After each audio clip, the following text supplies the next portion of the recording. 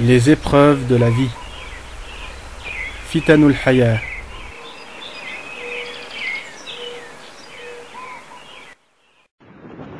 طبعا قدر الله عز وجل لا اعتراض عليه، وعسى أن تكرهوا شيئا كما قال الله سبحانه وتعالى وهو خير لكم.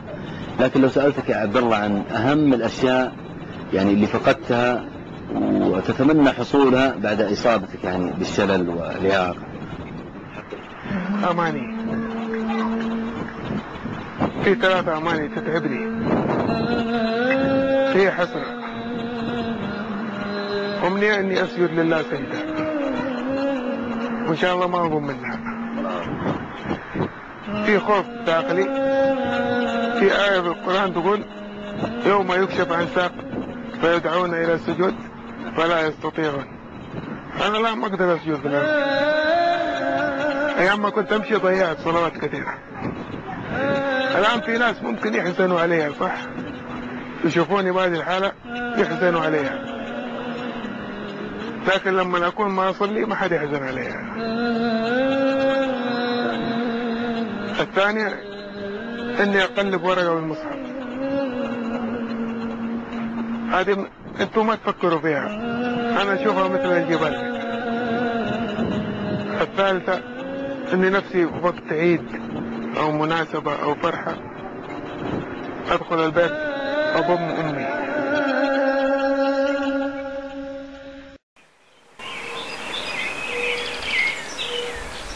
Première partie, la santé.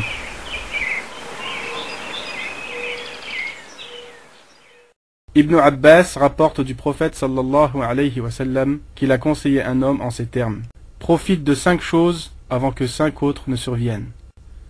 De ta vie avant que ta mort ne survienne, de ta bonne santé avant que tu ne tombes malade, de ton temps libre avant d'être occupé, de ta jeunesse avant que ta vieillesse n'ait lieu, de ta richesse avant d'être touché par la pauvreté. La santé et le temps libre font partie des choses dont le prophète sallallahu alayhi wa sallam nous a commandé de faire bon usage.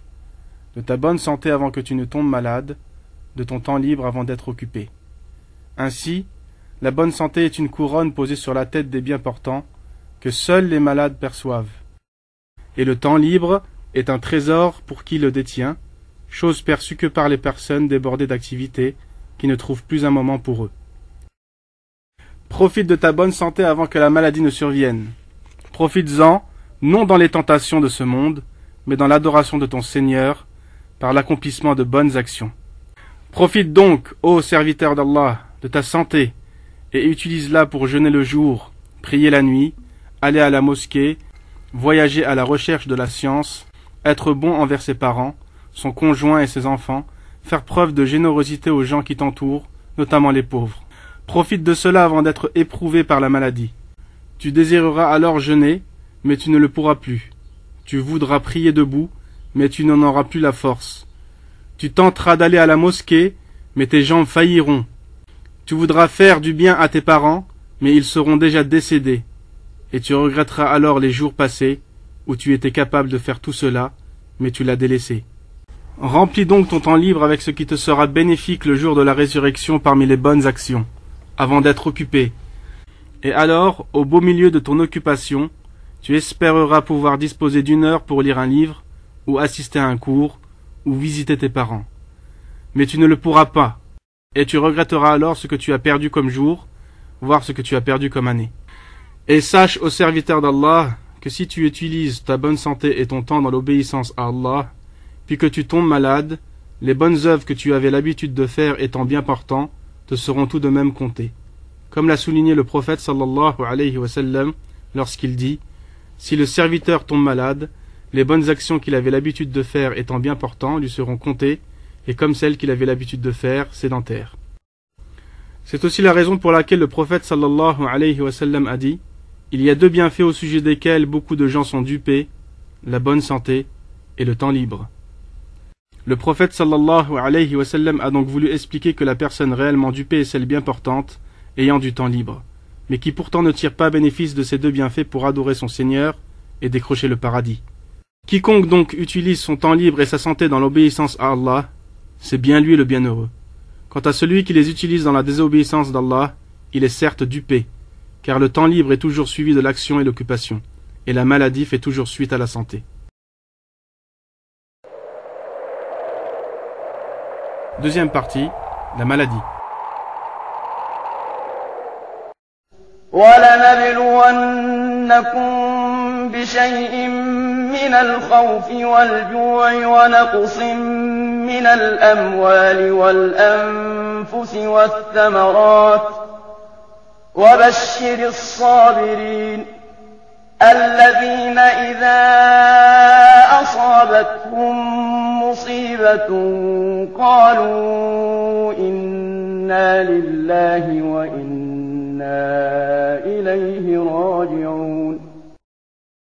Bien que les maladies soient amères et pénibles, Allah subhanahu wa ta'ala y a mis des sagesses et beaucoup de bénéfices. Certains les connaissent et d'autres ne les connaissent pas. D'où la parole suivante du messager d'Allah sallallahu alayhi wa sallam. L'affaire du croyant est étonnante. Tout ce qui lui arrive est un bien pour lui. S'il lui arrive une chose qui le réjouit et qu'il remercie, c'est un bien pour lui. Et s'il lui arrive un mal et qu'il patiente, c'est un bien pour lui. Et ceci n'est possible que pour le croyant. Urwa ibn Zubayr, radiyallahu anhu, se plaignit de la gangrène. On le lui coupa alors de son genou tout en étant silencieux sans crier. Et la même nuit, un parmi ses fils tomba d'un toit et mourut. Urwa dit alors, « Ô mon Seigneur, louange à toi. Ô mon Seigneur, louange à toi. Ils étaient 7. Tu as pris un parmi eux, et tu m'en as laissé 6. J'avais 4 extrémités, les pieds et les mains. Tu m'en as pris une, et tu m'en as laissé 3 autres. Certes, même si tu prends, c'est toi qui as donné. Et même si tu éprouves, tu m'as aussi octroyé la bonne santé. » Le prophète sallallahu alayhi wa sallam a dit également, « Aucun musulman ne subit un mal comme la maladie ou autre, sans qu'Allah efface ses péchés comme l'arbre perd ses feuilles. » Les douleurs sont souvent une purification qu'Allah envoie par sa sagesse aux vrais croyants, afin de leur soustraire ce par quoi leur esprit est captivé parmi les plaisirs de ce monde. Et il se peut qu'un mal se révèle utile. Combien d'épreuves difficiles se sont révélées être un don et une miséricorde qui nous permettent de voir plus clair et de nous repentir avant la mort. Chers frères et sœurs, et pour tous ceux qui ont entendu ces paroles, chacun d'entre nous doit se poser cette question. Puis-je affirmer sans aucune hésitation que j'ai été reconnaissant envers Allah pour les bienfaits qu'il m'a donnés, qui sont la bonne santé et le temps libre? Soyons honnêtes et acceptons nos erreurs et essayons d'aller de l'avant, pour que notre reconnaissance soit réellement effective et concrète. Les pieux prédécesseurs avaient compris cela jusqu'à un tel point qu'il est rapporté que si on leur disait que l'ange de la mort venait pour leur ôter la vie, ils ne pouvaient rien rajouter à ce qu'ils accomplissaient habituellement. Chers frères et sœurs, que la course aux richesses ne vous distrait pas jusqu'à ce que vous visitiez les tombes. Comme Allah le Très-Haut dit, يا أيها الذين آمنوا لا تلهكم أموالكم ولا أولادكم عن ذكر الله ومن يفعل ذلك فأولئك هم الخاسرون وأنفقوا مما رزقناكم من قبل أن يأتي أحدكم الموت فيقول رب لولا أخرتني إلى أجل قريب فأصدق وأكن من الصالحين ولن يؤخر الله نفسا إذا جاء أجلها والله خبير بما تعملون